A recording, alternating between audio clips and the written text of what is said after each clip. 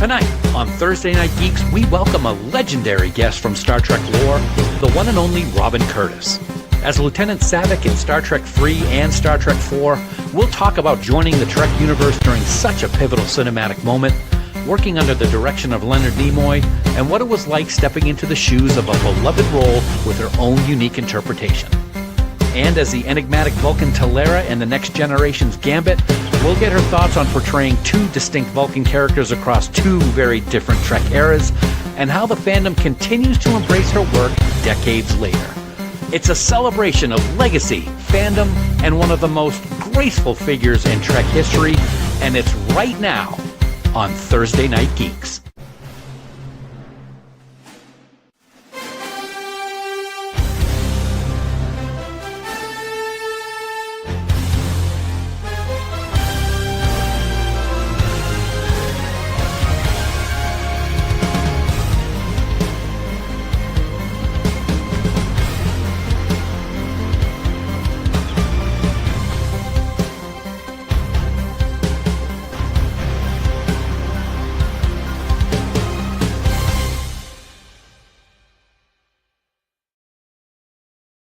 Good Thursday evening to you all, and welcome to Thursday Night Geeks, presented by Fansets. Bill Smith alongside Dan Davidson here to my left. And Dan, we are, it's one of those directions. I'm not sure which it is. It's either the watch hand or the hand that has nothing on it. I always get confused at my age. So, Not sure. Dan, an epic episode of Thursday Night Geeks tonight. One that 15-year-old me could not have conceived of back in 1984. No, it's we were off last week, and the build up to this has just been driving me absolutely crazy. We are going to be joined by Star Trek royalty in just a few minutes with the wonderful Robin Curtis from Star Trek 3 and Star Trek 4. I went special, and I got a drink smoking right now as we talk, ready to open up and sip and enjoy as we talk to the amazing Robin Curtis. Just a few minutes. Backstage, I saw you doing something, and I saw smoke, and I thought maybe it was coming out your ears because you were talking to me, and that's fine. But I didn't understand what you were doing because the lower half of the glass was below the camera line. Yeah. So what's in the glass? You said. So I've got some Crown Royal peach whiskey, which I know we've talked about before, and people have been like, "What the hell?" And I smoked it with some oak chips. And I brought a smoking system off of Amazon, and I've absolutely loved it. It comes with its own little blowtorch. It's got 6 different types of chips that you can smoke with, and comes with an awesome little thing. You put the chips in the top, and the smoke just filters down into the glass, and it's pretty awesome. So here we are. Cheers, buddy. What are you drinking? Water. Oh, great. Well, I'll drink to that. Because I started a GLP-1 last week, and I took my second injection yesterday. All right. I'm drinking water. I had one drink last night, and I felt so bloated and gross, but damn, it was worth it. I'm sure it was. Yes. Yeah.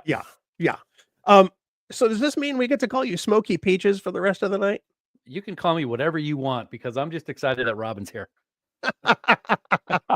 Now, I have not talked about this with Robin, and I'm sure it's going to come up now, but before we were talking a couple of days ago, I said, do I mention the fact that 15-year-old me in 1984 had a massive crush on Saavik and Robin Curtis? And you said, hell yes, you mentioned that. If you don't, I'm driving to North Carolina to punch you in the face. Well, I just did, and Robin's hearing it now backstage for the first time. So I'm sure this is not the first time this has happened, but 15-year-old me inside is doing this. And if you screen cap that, Dan, later, I will kill you. But I have to do that. Yeah, you just might. But yeah, we had a Trek Talks this past weekend for the Hollywood Food Coalition, the 4th annual Trek Talks, where a bunch of stars from Star Trek come together to help us raise money. And we raised $80,000 for Hollywood Food Coalition over the weekend, putting our 4-year total at close to $350,000 to help the homeless and the food insecure of the greater Los Angeles area. Who knew? Who knew that this would come out of this dinky little podcast? And I I stutter when I think about it. It's amazing. And you, as the head dink, should be very proud about that, about this little dinky podcast. So I'll give that to you. And I'm going to say, Robin, before you come online, this is what it's like between the two of us. So just roll with whatever you hear. It's all good. 10 years into doing this, and I would think that you couldn't, make me laugh. That's the first time in a decade. I just want to bring that up. There you go. I love it. So what we're going to do is we're going to take a short little transition. We're going to come right back with the one person everyone wants to see, because it's certainly not us. Stay right there.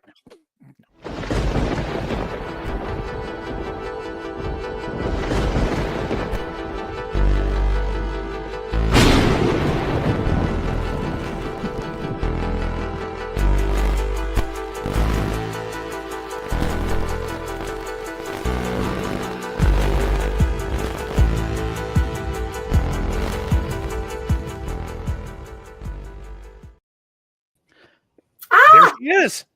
There she is. So it's amazing that in 1984 we were all wondering what was going to happen with our beloved Spock, and Star Trek 3 came out, and lo and behold, we had this new person playing this familiar character. And who would have thought that in 2025, Dan and Bill from Trek Geeks on Thursday Night Geeks would be welcoming who has become one of the most beloved actors in the entire Star Trek universe, Robin Curtis. I cannot tell you how excited and happy and privileged we are to have you join us here for the first time with Trek Geeks.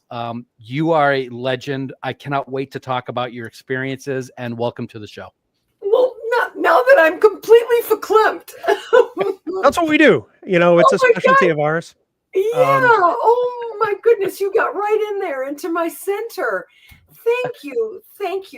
Royalty. I listen, guys, like you, I pinch myself that I'm here, that I'm on the planet, still with a few brain cells left.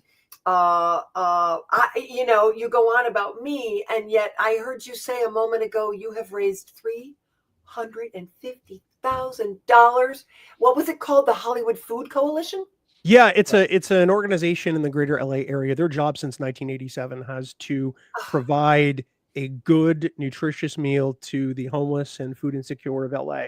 And they've done it every night without missing anything, even during COVID. And John Billingsley from Star Trek Enterprise was on their board, and we had him on the show. And he said, how would you guys feel about helping maybe launch a telethon like Jerry Lewis style? And we said, all right, let's do it. And so we got some friends together, and Dan sewed some costumes, director David Livingston, who's directed more episodes of Star Trek than anybody else, he and John got together and went through their Rolodex, and it's turned into an annual event now. It's $350,000 over 4 years. You should be so proud. And that for me is one of the many facets of Star Trek fandom that knocked my socks off when I first became a part of the community. I don't think I've ever been to an event that wasn't held on behalf of something, whether it was Make-A-Wish or a local charity or something. Do you know what I mean? People are always in the Star Trek world are reaching into their pockets and helping others. And even, Bill Shatner is doing it with the veterans and the horses. He's combining his love of everything equestrian and giving to others. And anyway, I just thank you for doing that. Thank you for doing that, guys. That's amazing. And I'm honored to be your guest tonight. Thank you. We really appreciate it. It's something that Bill and I have talked about for a while now. If there's anything that has come out of the 10 years that we've been doing Trek Geeks, the podcast, and now Thursday Night Geeks, is what this Trek Talks has evolved into, and the help that it does in showing that with all the turmoil going on in the world today, we still have that vision for the future of Star Trek. And this past weekend, it was originally we've been holding it in January, but we had to move it off because of the fires that ravaged LA the beginning of the year. So it's still amazing to see the thousands of people come out, spend their Saturday in front of their TV or in front of their phone and helping other people. That's what it's all about. And that if that's what we go down in history for being part of, I'm all good with it, because it's really worth it. Yeah. Awesome. Standing O. Well, thank you, but it's we who should be, standing for you and applauding. Yes. Because, Robin, when I think about it in these terms, obviously two very amazing actresses have played Saavik. But when I think of Saavik, and I approach it this way, and I think Dan does too. Dan, if I'm misspeaking for you, please let me know. You're my Saavik. Oh, because Kirsty was great. I love Wrath of Khan, but I think that we got a depth and a layering of emotion that just Star Trek 3 allowed for. Do you hear people tell you that you're their Saavik in a word? Or Bill, it's interesting you put it that way, because yes, I have had people say that to me, and I always try to respond. There's room for everybody, and it's all good. Even if I'm not your favorite Saavik, I'm good. I've actually signed Kirsty's picture because and people looked at it and went, "Oh, I didn't even realize it was her." And I said, "Well, it is, but that's okay because I'm happy to sign it for you." But anyway, yeah, no, people have assumed, I think, over the years, and especially early on, that was a tough thing to come in and step into a role that someone else established. And I get it, because I watched soap operas when I was a kid, and I can remember when they would change actors. Oh yeah. Like it was like, no, you can't do, all sorts of resistance to accepting someone new. And but back at the time, I didn't feel that. I just that wasn't what occurred or unfolded. And I think it had a lot to do with Leonard Nimoy and Harv Bennett, the men at the sort of the helm of the project. In fact, from their lips, I don't think they ever said her name to me. The only person who ever spoke of Kirsty was Merritt, and that makes sense because Merritt Buttrick worked with her, the gentleman who played David, so beautifully, and I think he wanted to clue me in as to the energy between them on the set and kind of what they had established with their characters so that I would be consistent. But you can appreciate, taking a more macro view later on, I realized I was following Leonard's direction. And I came to learn that maybe the collaboration between Kirstie Alley and Nicholas Meyer was a bit different. And that's okay. It's all good. You know what I mean? Right. I'm not going to argue with any part of it, really. That's the creative license that is in that business. And so Leonard chose a very, very strictly Vulcan Saavik. And there wasn't any room for the flirtation that Merritt referred to, that David and Saavik shared in 2, right? Right. So, Leonard wasn't having any of it. No, seriously, like we would go to the edge of the set before every scene, and he'd say, "Okay, let me hear it." And he didn't want me to breathe in the wrong place. He didn't I even when I tried to sneak in a little catch breath or something to bring emotion, some emotion to it, some depth of feeling, especially when I had to say David is dead. He was very, very insistent that it would come across anyway. I mean, I can only think back now and think, well, he, even as much as I tried to repress any show of emotion, it was coming through anyway. Wow. Maybe that was the madness. So yeah, I've heard you talk about the role before in other interviews and on other podcasts. I don't think I've ever made the connection. So I'm going to ask you here. Did you watch Kirsty's performance before you started working, or did you talk to her at all during or before to see what was going on and how she came across the character? Just the opposite. Wow. I did not watch the second film deliberately. Typically I would, but in this case, knowing that the directors were different and knowing how specifically I sensed from the audition alone, and then the screen test, how specific, Leonard would be in his interpretation of the character. I thought, oh, I better not, and again, I think it was the tack that Harv, and I should call them by their surnames, Mr. Bennett. We know. We know. Leonard. First name basis. I feel like there must have been some agreement between them that this was new again. The character was new again, and there was no need to mimic or resurrect anything from the previous performance. And I never did get to meet her, Dan. In fact, when she died, I did feel I should write a Facebook post or some expression of recognition, and the way I think I referred to it back then was to say, we never met, and yet our lives, in our lifetimes, we shared, you might say, the same room for a time, but at different times, the same light, but at different times. And that, she walked this life in her way, and I have a respect for that. She and I would have disagreed on a lot of things, I think, but my hat's off to her. I was always honored to have shared the same spotlight for a moment with her. Interesting. I'm curious now because, I went back and I looked at your IMDb page, right? And, obviously I'm taking a look at, Ghost Story being your first film. And I'm wondering, what made you want to decide to be an actress in the first place? I mean, I look at, the projects you've worked on, and you've worked with some legendary names over the years, and what was it that made you start as young Robin to say, you know what, this is what I want to do? Well, that's a good question. I didn't think that way when I was young, to be honest. Okay. I backed into acting. I literally backed into it. So I was one of those kids who loved. I happened to grow up in a small town, guys, where the sports program was rather dynamic.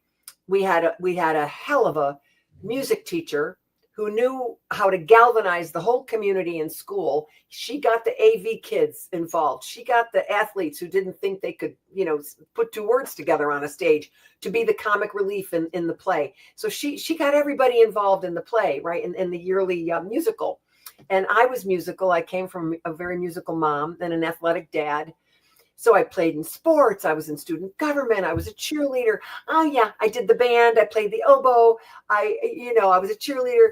I would go to the games and I would have to change outfits. I'd have to be in the cheerleading outfit and then get in the marching band outfit and then get back in the cheerleading outfit. My mother would bring a tuna fish sandwich to me at school because I'd come from the field hockey game and I'd go straight to the music rehearsal.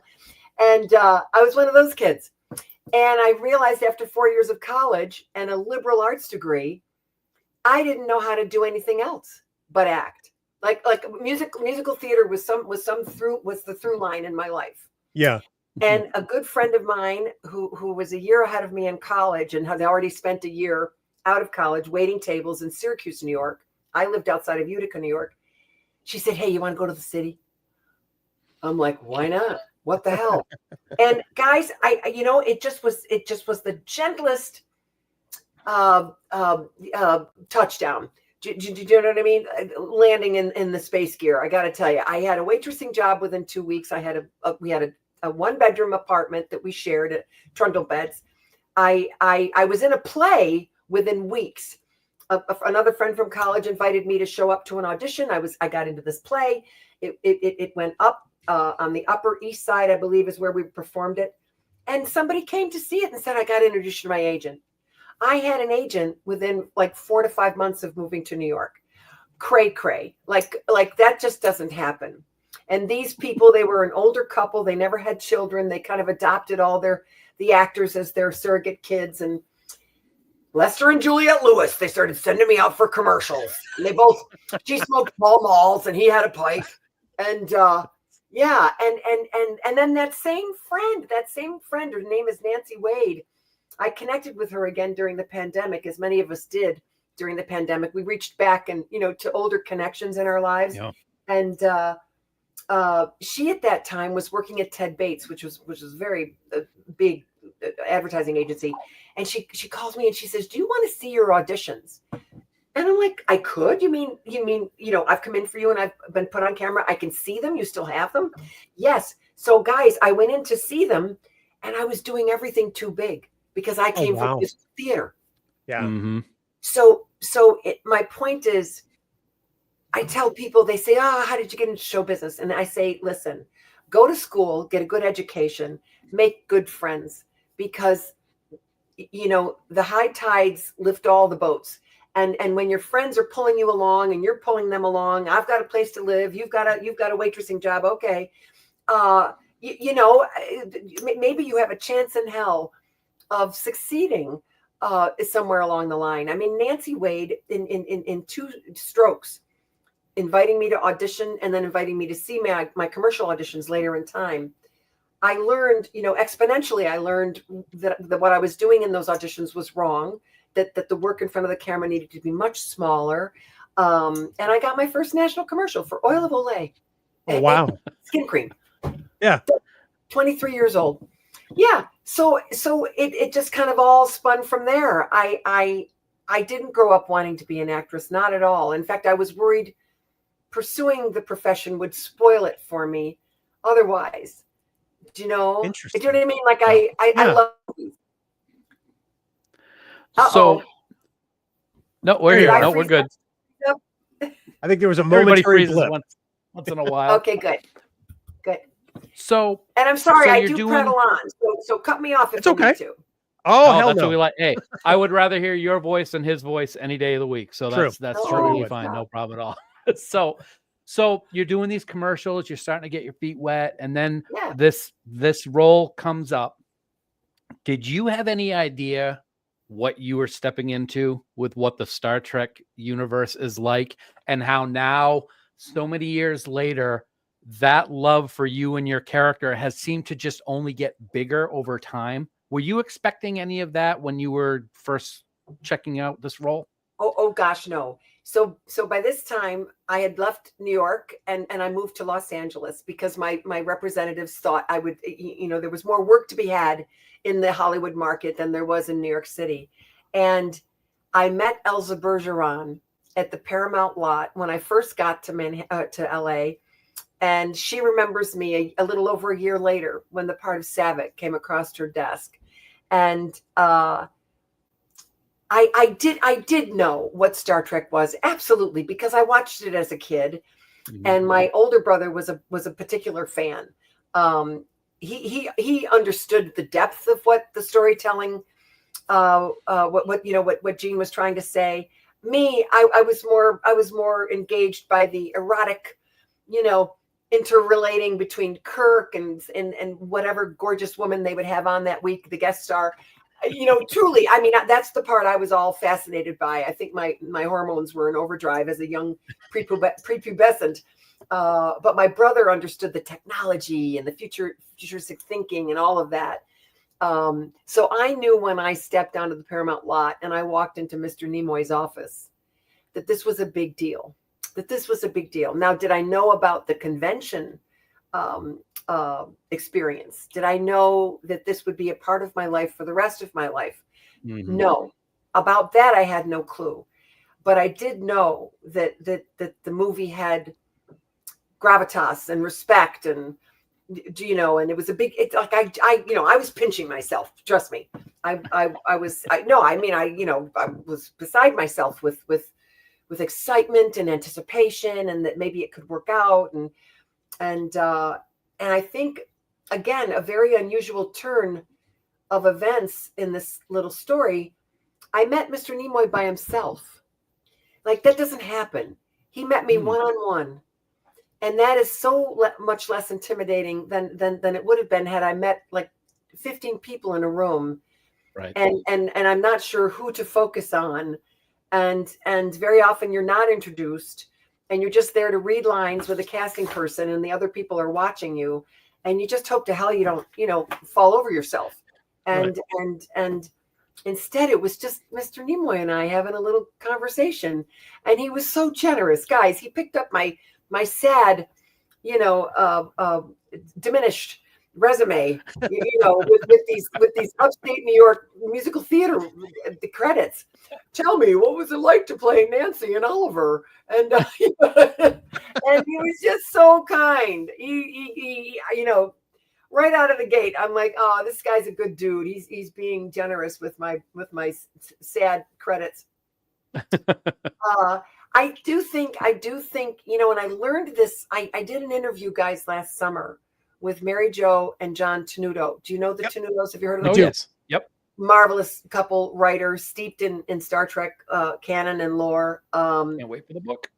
Yes, I know, right? And Yeah. so they interviewed me for the book, and I learned something I really didn't know in all these years and all these 4 decades, and that's that I think that they were looking at me as a serious actor because I did have training at the neighborhood playhouse. I did study acting, granted at a State University of New York college, but SUNY Oswego actually had a pretty robust theater department at the time. Technically one of the best 50 countries or theaters in the country at the time.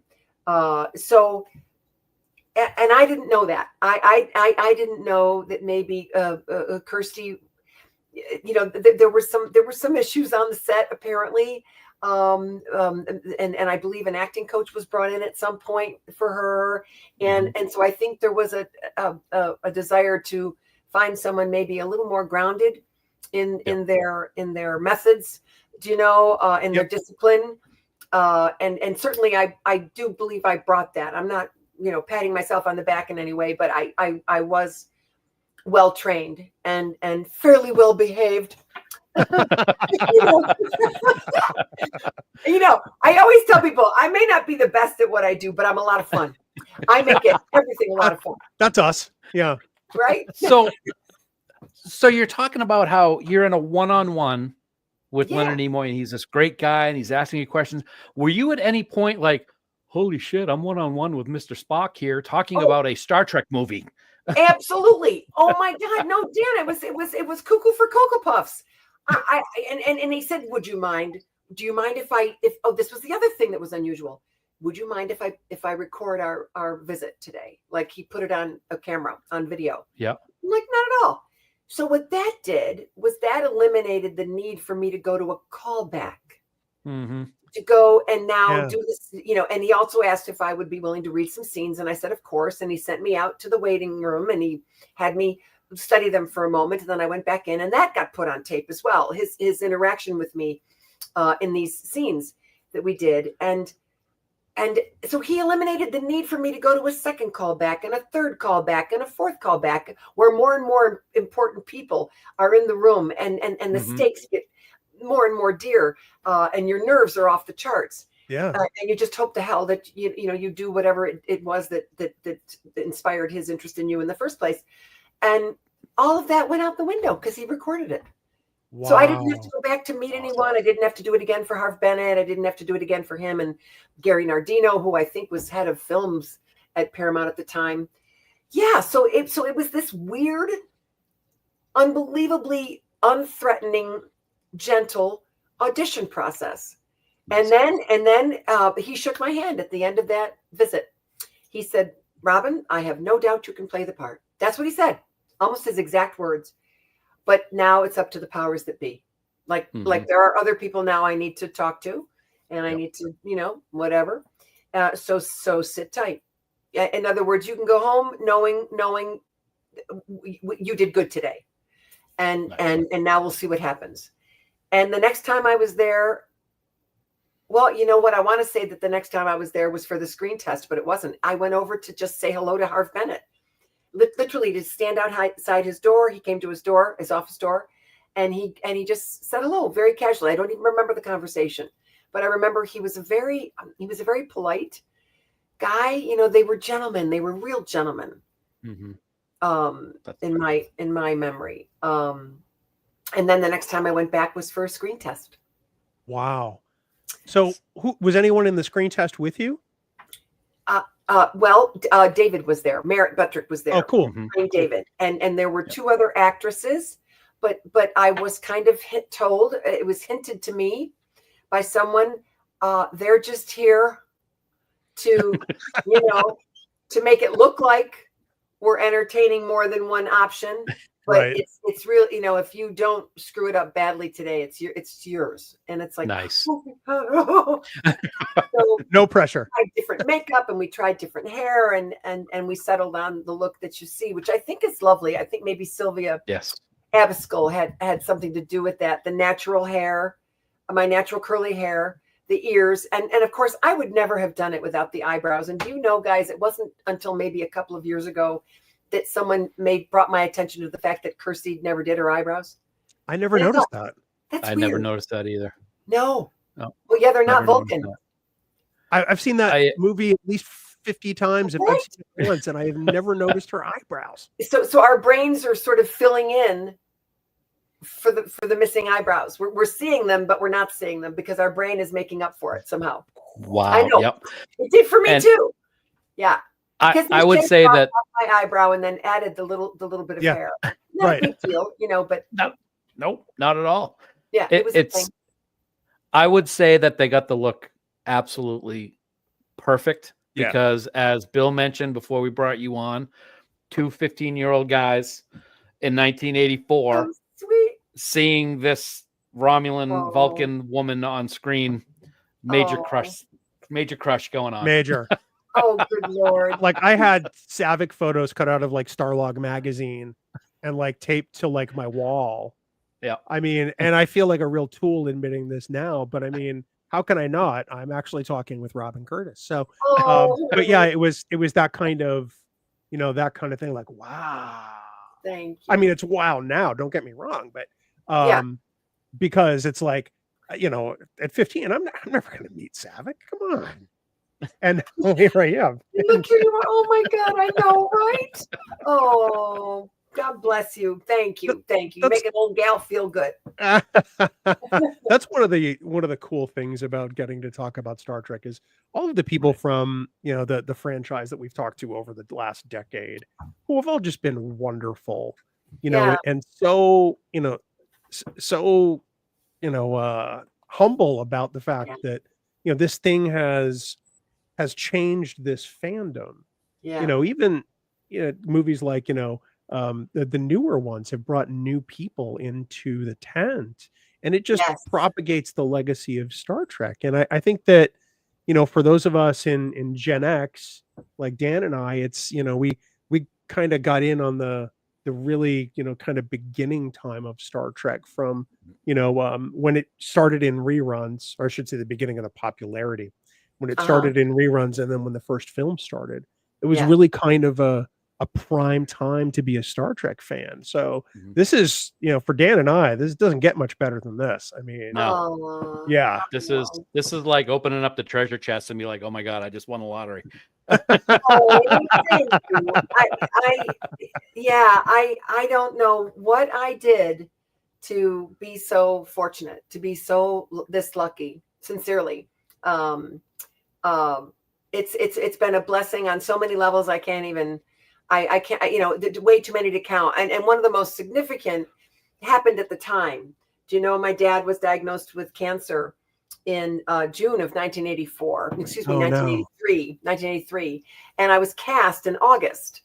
And so this like wildly fabulous, crazy thing was happening to me while my heart was breaking, and my mom's and my brother's hearts, and everything, we were just heartbroken because it was a second time around. It was metastasized from 5 years earlier. He was just cresting that magical 5-year mark. Oh, wow. And they found brain cancer. And anyway, so my family was grief stricken, and Star Trek was this like this constellation over there that like we here's the pain and there's the stars, there's this wonderful thing that's happening and coming, and it gave us it distracted us, and it lifted us up and gave us something to focus on and look forward to, and that's a gift that I can't put a value on it, and I get emotional every time I talk about it. Because it just meant so much. It meant so much at the time. Well, I think we can all relate to that in a sense, certainly not in your specific way, but when you think about, the early stages of the pandemic 5 years ago, and the fact that we were also disconnected as a human race, and we had no idea when the world was going to have some semblance of normality to it again, and for Star Trek fans, we turned to the one thing that we've always, gotten hope from, and that's Star Trek, and it's all its various iterations. And so I can appreciate that on that level because, with all of this going on over here, you had the chance to look toward the stars like, like we have all of our lives. And I think that Yeah. I think there's a lot to that. I mean, I've talked about this on the podcast before, and so I'm not trying to, surprise you or make you go, "Ugh." But I grew up, I'm an adult survivor of child abuse. And Oh, in those times, in sort of my disassociative state, Star Trek was my safe place. In yeah. my mind, I would be on the Enterprise, with the crew, and I would be going off to all of these places. Oh, And it wasn't until I was a teen, here I'm going to tie it all back to 1984, Robin Curtis. When I was a teen, that's when I was able to start enjoying Star Trek for what it was. oh, Before it was therapy, before it was disassociation, when I hit right. like 12, 13, 14, 15, it was Yeah. like, oh my God, get this into my veins. And so I get to 1984 and the search for Spock. And after I'd had it spoiled for me while waiting to go into the theater, I watched the movie and I was just like blown away. So I guess I think that's why I feel, about the, your Saavik, my Saavik kind of thing. I think Yeah. that's why I feel like you're my Saavik, because Oh, I feel yeah. such a closeness to that era of Star Trek. Yeah. And so, and I Yeah. was just really sort of getting the meat and potatoes of what these characters were about. So that was a long-winded way to say, I get it. Thank you. No, I know. And I'm so moved and very honored and touched that you would share your personal story and your personal trauma. That's not the first time that I've heard this, and I think that's what I mean by that is just that the courage people have demonstrated coming up to speak to me at the conventions and to explain what it meant for them, what Star Trek was, and or what perhaps what role Saavik played in their challenges. And it's always just been a, like, we don't know how profound it can be. Do you know what I mean? I've sat in movie theaters and been changed. I without a doubt, I can appreciate why people would latch on to Star Trek. Yeah. For survival, for solace, for hope, That's exactly it. Let's do this. Let's take a quick pause here. We'll give us all a chance to reset. I love it. We're gonna do some commerce, and we'll bring you. Yeah, we like that. We're gonna bring you right back after the break. So everyone else, don't go away. And Robin, we'll see you in just a minute. Awesome.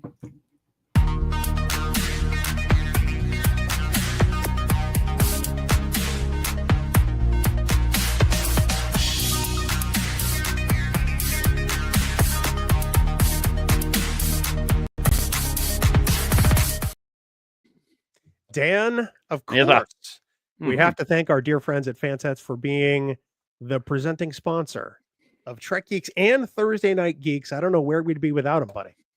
Absolutely. It's another week. As you said, it's another moment to thank the best team in the business. Fansets has over 500 officially licensed pin. I'm wearing my Robin Curtis Saavik pin right now, actually, as a matter of fact. Yes, you are. They got new pins every single month. There are 5 new pins right now, Bill, that everybody can add to their collection. Head on over to fansets.com right now and pick up your brand spanking new motion picture white Command Delta and the yellow Command Delta. There are so many colors involved in the motion picture that I never knew even existed. I said it before. I'm going to say it again. I didn't even know. I'm looking at my wall. There's a lime green Delta, and I want a lime green uniform. I'm just going to say that right now. I'm just going to throw it out there. Both of those pins are available in pin or magnet form. Also, the original Starfleet Academy logo pin is also available. We know that it's been changed up a little bit because we got the new Starfleet Academy show coming out pretty soon. So you can get that. And also 2 new lower deck pins, buddy. Good old Boimler in his fancy schmancy Titan uniform and Lieutenant Commander Billups. They're all available right now at fansets.com. That is a dizzying array of pins. But Dan, I think there's one you forgot to mention. I did. I'm going to bring it up right now. I'm actually going to hold this one. You can check it out right now. The Robin Curtis autograph pin is still available at fansets.com. This is her. She signed these and with a Sharpie. And I'm actually going to say I'm going to hold up mine right now. Oh, when we're going to be on. Accidentally deleted Dan from the broadcast.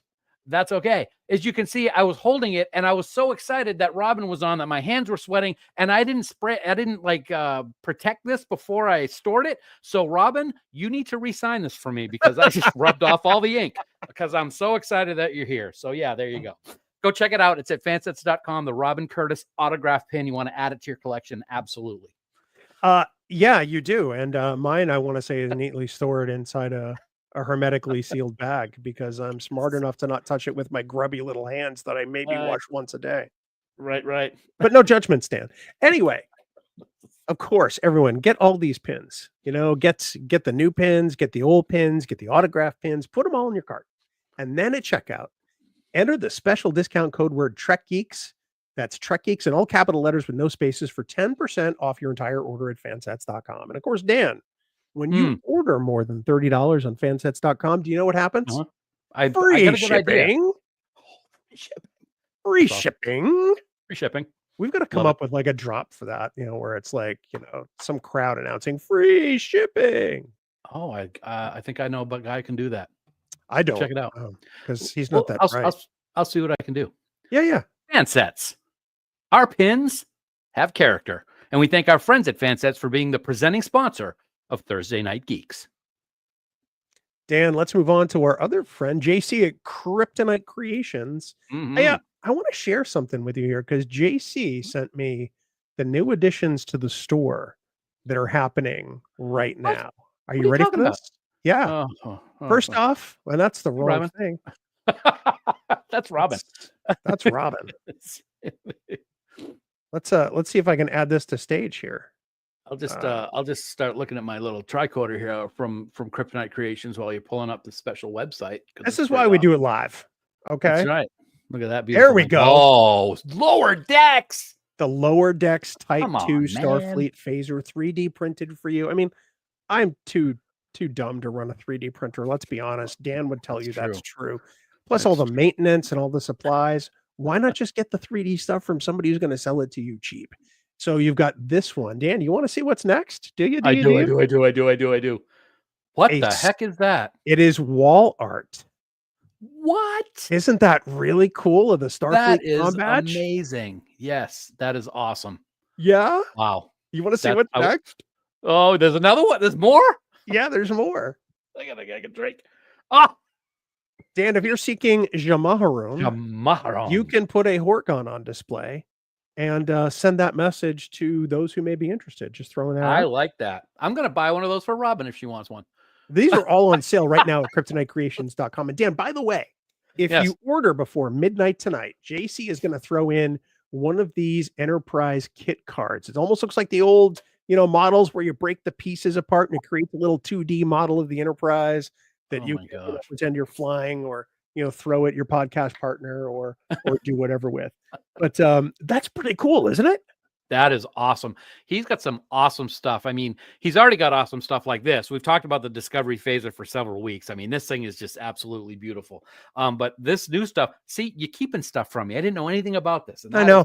That Lower Decks phaser is pretty sweet. I know. But yeah, get on up to kryptonitecreations.myshopify.com. See all of JC stuff. Remember, if you order before midnight tonight, that's April 10th, 2025, you'll get one of those free Enterprise kit cards in your order. Awesome. Complimentary like. So, yeah, I got to order a bunch more stuff. So I'm going to be back. You're going to be back. Robin's going to be back. That's the best part. So stay right there.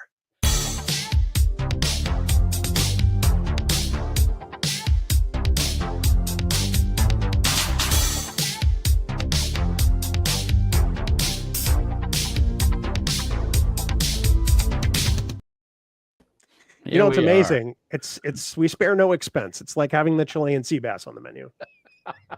What are you talking about?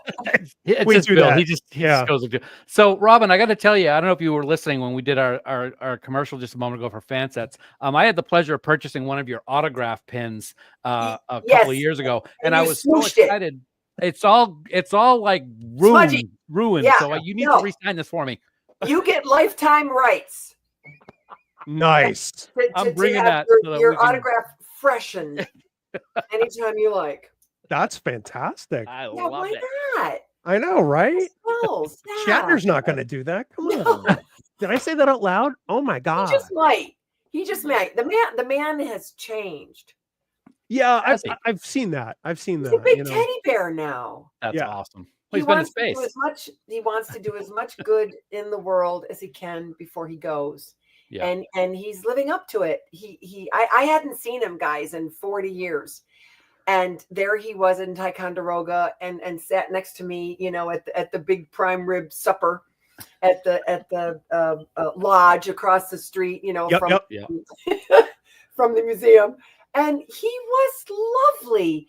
And he gave to the room. Do you know what I mean? He came in, he sat down, maybe he had like 5 shrimp cocktail, and then he got up and he did an auction right there, opened up a bidding for some fabulous scripts that he'd signed or whatever, and all for his fabulous charity. And he raised, I don't know, I think he's raised somewhere between $10,000 and $15,000 in a matter of 20 minutes. It's amazing. Craziness. That's awesome. I mean, you figure the guy's 94, 95, and you wouldn't know it.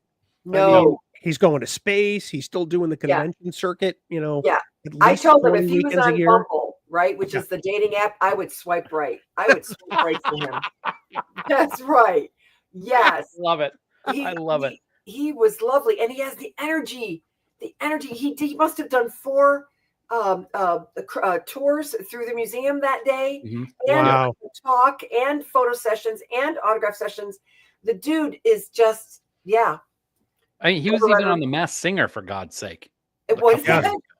He was on The Masked Singer a couple of years ago too. Yes. Yeah. It's so weird that you're mentioning that. Literally, I'm at a friend's house for dinner last night, and their son was telling me about Masked Singer, and their daughter. And I said, "What is this song? What is this show you're talking about? I've never seen it, but Bill did it." He did it, and it's a lot of fun. My wife and I have watched it for a long time. It's very fun. He was the first person to get kicked off that season because, let's face it, his vocals for music. Picture yourself in a sometimes they're out on a river. Plasticine borders and marshmallow skies. Sometimes. Well done, Bill. Thank you. Well done. Thank you. So obviously you got to reunite with Bill, which was fantastic. But somebody sent us a video today that we saw. You were in Vegas, I think it was last summer, and you had the opportunity to say hello to Christopher Lloyd after all these years. What was that like? Oh, well, the 2 people that I regret not forging a conversation with, and I was too shy back when I was actually in their world, and that's Gene Roddenberry and Christopher Lloyd. I was too shy to approach Gene. I thought I will reveal what little I know or nothing I know about what he's created, and so I'm not going to make a fool of myself. And I thought I would never be able to hold my own with him in conversation. And Christopher Lloyd, I'd never seen Taxi. There I was working with him, and I didn't know his greatest body of work up until that point, and I was a little embarrassed about that. So when I saw him across the aisle from me, I told some people nearby, I said, I'm going to dare myself to go speak to him.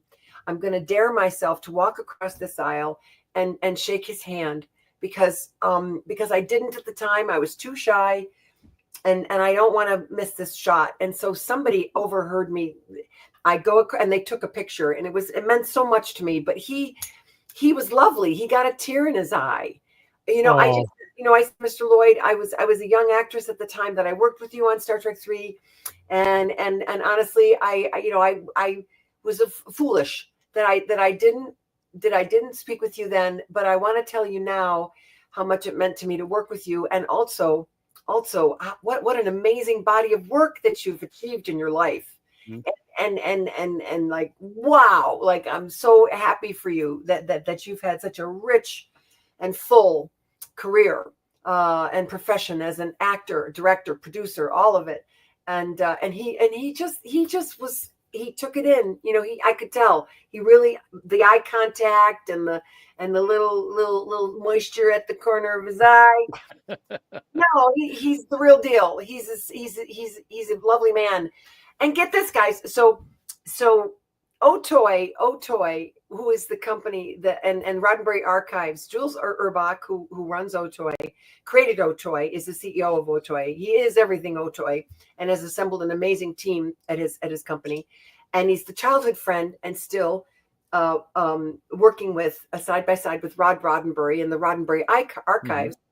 And I bring this up because, as you know, they pulled me out of the ether to do this little film last year, and it was finally released at the end of November. There you go. An aged Saavik with her son standing behind her with Spock. I want to give a huge shout out to Emma Croft, who did the makeup and hair. And she had an amazing team that worked with her. And also Mildred Vaughn. She made this costume. And guys, so Ethan Teller, who works at Otoy, reaches out to me by email. Did I want to maybe be a part of something that they're doing?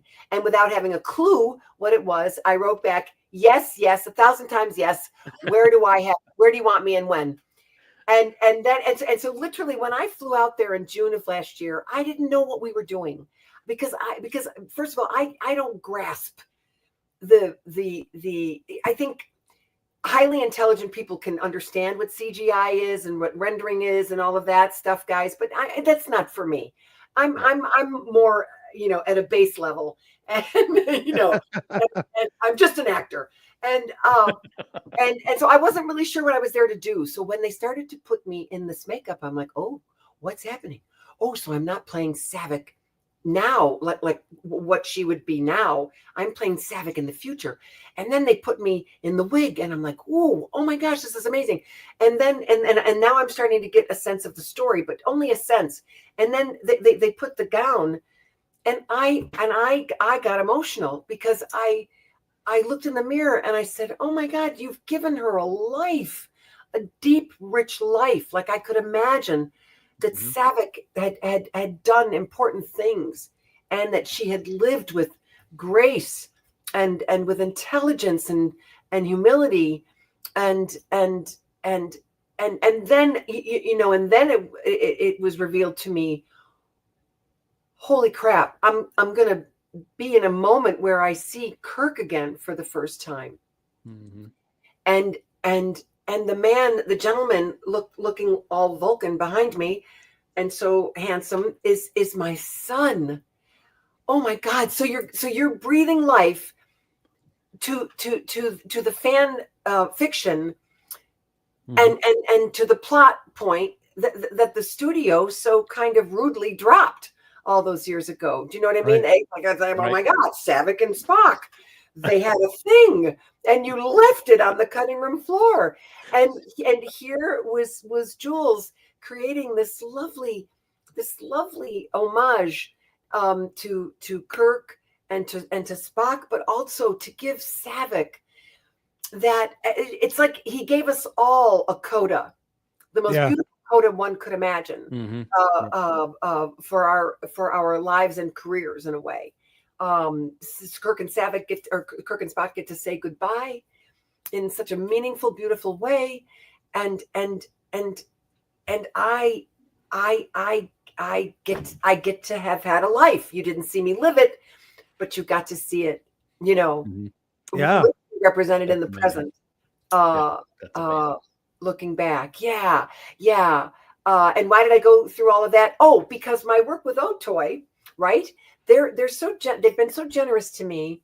They invited me to sit with them at the Saturn Awards earlier this year, guys. Oh, cool. Because Bill received a Lifetime Achievement Award. And the reason I bring it up is because when the organizers were made aware of the fact that I would be at the table with the Otoy folks, they invited myself and Sam Witwer, who depicted Shatner, Kirk, to be presenters at the award.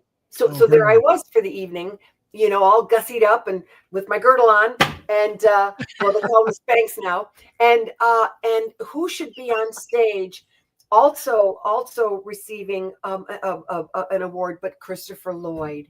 Oh. And he spoke. It was really an acknowledgement of Back to the Future, and because Michael J. Fox wasn't there, he spoke lovingly and in tribute to Michael, and the whole place was just undone. So Christopher just demonstrates himself to be just an elegant, lovely man. Period. It's funny that you say that. When you were talking when we came back from break and you talked about Christopher, two things I want to talk about with regards to what you were mentioning with Christopher Lloyd. One funny and one serious. Okay. The funny one is I've talked to Bill about this 100 times. When I went and I saw Star Trek 3 for the first time in the theater, I did not know that Christopher Lloyd was playing the Klingon commander. No way. I did not realize who it was until he went, oh, and I'm like, holy shit, that's Reverend Jim. And I said that out loud in the theater. I was do the whole line. Taken aback by the fact that Christopher Lloyd was playing the Klingon. Do the whole line. Reverend Jim. Oh, I've come a long way for the power of Genesis, and what do I find? That was the moment when I realized it was Christopher Lloyd, and I freaked out. It was just hysterical. Yeah. So, and the second thing I was. Yes. Oh, I was going to say before you say your serious thing, at the end of that line, he has to scream to the heavens, "Beam me up!" Yeah. And in every take, his arms would go wide. He forgot that he was speaking into the whatever. What do you call that? The communicator. Beam me up. And Leonard would go, cut. Christopher, you need to. That's what you're talking into. Oh yeah. What do I find? A weakling human, blah, blah. Beam me up. And anyway, that's awesome. So that was a funny thing I want to say. The other thing is, I'm so glad you said it, because as people who have listened to the podcast know, I have made the mistake during my life of being shy and not going up to people. One perfect example is Renee from Star Trek Deep Space Nine. For years, I wanted to go and talk to him and tell him that he was my favorite character. I loved what he did. Deep Space Nine was the show, which I'll get to in a second. And I never did it because I didn't want to bother. I was shy and I didn't want to bother him. And then I've lost that opportunity. Thank you for telling people not to do that. Don't be shy. Go and talk to the people that you want to talk to. Yeah, absolutely. Yes. And in fact, I always try to say that if I get a microphone at the beginning of a convention, I say, don't be shy. Come on up and say hello. If we run into each other in the hall, that's okay. Yeah. Rene Aubergenois was a lovely man. Yes. Oh my goodness. Yep. And the second thing I was going to say to that is, it means a lot to be able to have that thought process that you just said about going up and talking to the people, because as Bill knows, and I mentioned it to you, I think we talked about it in Vegas at Starbucks last year in line. I wanted to thank Renee because as everybody who listens to the podcast knows, I was on the verge of suicide one night with a gun in my mouth, ready to commit suicide, but Deep Space Nine was on my TV screen and it stopped me. What was going on. So I literally owe my life to Star Trek. And I always want to take the opportunity when we have a guest on, even though you weren't part of that show, you're part of the universe. So I like to thank every person who was involved in Star Trek for bringing the universe to us, because if it wasn't for that universe, I wouldn't be here. I admire you both for being so honest with your listeners and with those that are watching. Because it's important that we all know we're not alone, exactly. And it's really easy to think that when you have crazy thoughts, depressing, crazy thoughts. And we've all been in that, I don't know anybody who hasn't been in a dark place at some point. Mm-hmm. And so thank you for sharing that. Thank you so much. Gosh. it took a long time for us to talk about it on the podcast, but we felt that it was important for what you just said. We need people to know that they're not alone, that everybody has these feelings, and it's normal, and there is people out there to talk to and to get help from. So thank you very much for everything. We haven't even had a chance to talk about Tallera yet. Oh my God. I know. And we're at the end of the seconds? Well, how about this? If you would be willing to, we would love to bring you back to talk about the whole next generation forward piece of things. Unless you hated this experience, in which case we'll hear about it at a convention. Not at all. Not at all. I don't think I'm worthy of coming back. But of course, it doesn't change. But of course, I would be happy to have a second invitation. My goodness. People ask me, oh, you're talking to Robin Curtis. That's pretty cool.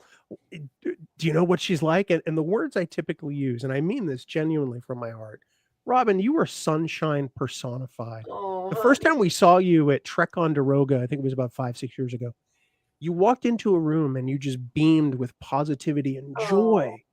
And you put it on display for everyone to see. And that was what your entire weekend was about. And I don't know you very well, but I suspect it's what your experience as a human is about. Yeah. And we love it. Bill, what's that? My mother and father. Yeah. Both just exceedingly joyful, positive people, and lovers. And what I mean by that is they hugged you. They you know what I mean? They expressed their love all the time. I have their letters. I got the goods, and I'm just a naturally happy person most of the time. So, Carlos, all the way, Carlos Baina. I mentioned Carlos. There you go. I love the man. Oh my goodness. Thank you, Carlos. Look at what he's saying. It's so Carlos sweet. is going to have to come to Thursday Night Geeks pretty soon to talk about that. He's the guest to have. Yeah. The gentleman is so bright and such a talent, and I do feel like, you can do all the razzle dazzle with technology and CGI and everything else, and it's very clever. But you must have the emotional component, and it's people like Carlos, under his tutelage, that you never lose track of that. It's so important to storytelling. And he was an angel. He was a perfect angel for me as a director. So, well, Robin, is there anything else you have coming up soon that we need to be aware of? Or? Oh, you're so sweet. Yes, I wanted to mention. I worked with a talented Dave Campfield. I worked with this gentleman. I got a year and a half ago now, but he's almost got his little film finished. It's called Awaken the Reaper. It's in the horror genre. It's clever, it's brainy, it's about interrelationships, it's wonderful. And I play a psychiatric nurse, and it was all shot on Long Island, and he's very clever filmmaker. So that'll be coming out at some point. I have no idea where, but it'll find the light. And I'm going to be doing Wonderfest in Louisville, Kentucky. Awesome. At the end of May, Memorial Day weekend. So excited. Awesome. Yeah. That is so fantastic. Robin Curtis, thank you so much. We're going to ask you to hold on through the end credits so that we can talk to you backstage. Okay. Right. We want to mention what's coming up next week really quickly. And, we're going to help some more people raise some more money. Look at that array of people, Dan. It's Armin Shimmerman, Kitty Swink, Jonathan Frakes, John Billingsley, and Juan Carlos Cotto. They're going to be doing a Purple Stride special here for pancreatic cancer awareness next week on Thursday Night Geeks, because they have their annual walk coming up, Dan, which is hard to believe it's coming up that soon. It's coming up soon. They do great work for another very worthy cause, and that's going to be like the Brady Bunch up on the screen. We're going to have a lot of screens up there next week. It's going to be interesting. A lot of faces. And they're all exceedingly interesting. You're going to have a heck of a time squeezing it all in with that bunch. Except Billingsley. Billingsley kind of. Except Billingsley. But he's one of our best friends ever. He is. Yes. That's going to do it this week for Thursday Night Geeks. Thank you all so much for joining us and for being part of this discussion. Thank you, Robin. We love you. Yes. And we will see you all next time. Thank you so much. Live long and prosper.